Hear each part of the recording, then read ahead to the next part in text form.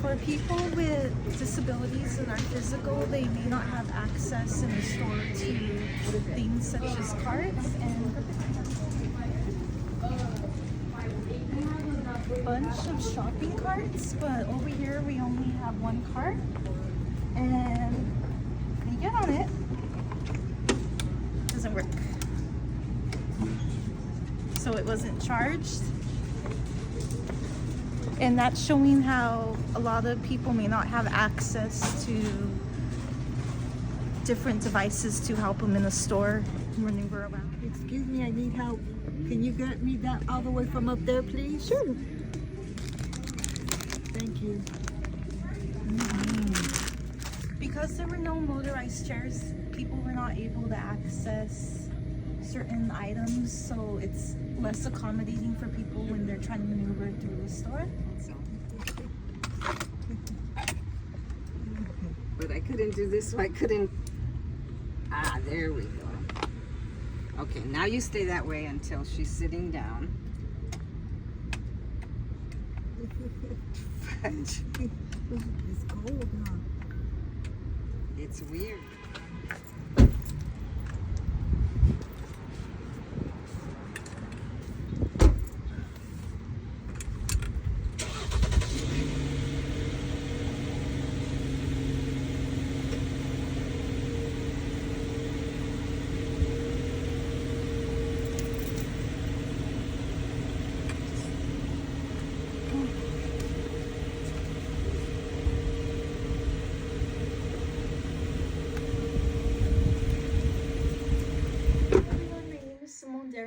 And I will be doing Project D for my assignment 1.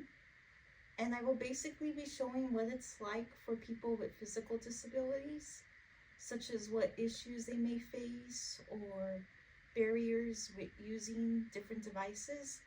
I will be using a wheelchair device for this assignment, and the next few clips will show what the simulation is like.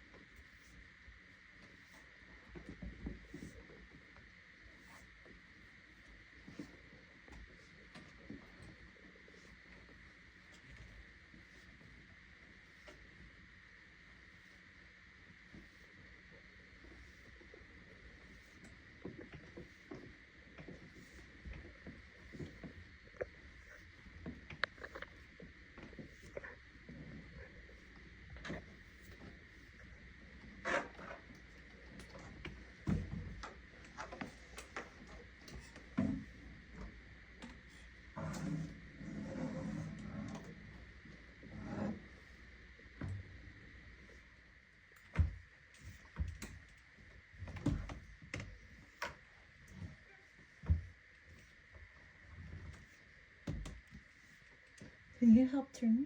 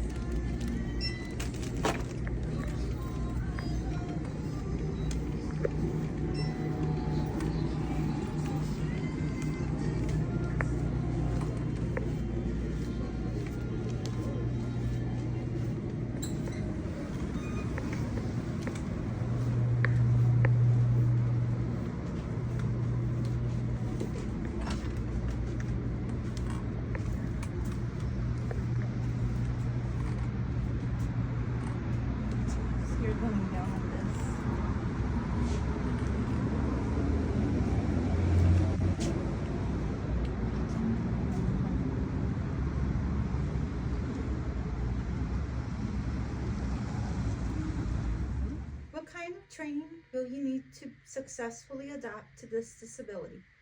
Consider the skills you need to be a successful college student or to obtain employment. To successfully adapt to this disability, I would be required to find out information pertaining to the question if my disability requires services intended to help support me in achieving my academic endeavors and being a successful college student or receiving meaningful employment. The skills that I would be required to have is I would need to advocate for myself and the services that I require. For students with physical and health disabilities, the decision about eligibility for special education may be made at an early age or during school age years. A medical assessment that is completed outside of the school setting is usually a primarily consideration for a student of this group. I would need to be assessed to see if I'm eligible for services such as a 504 plan, an IEP, or services with the Department of Rehabilitation. I would also have to advocate for services that are imperative for my success. Having the proper resources is crucial.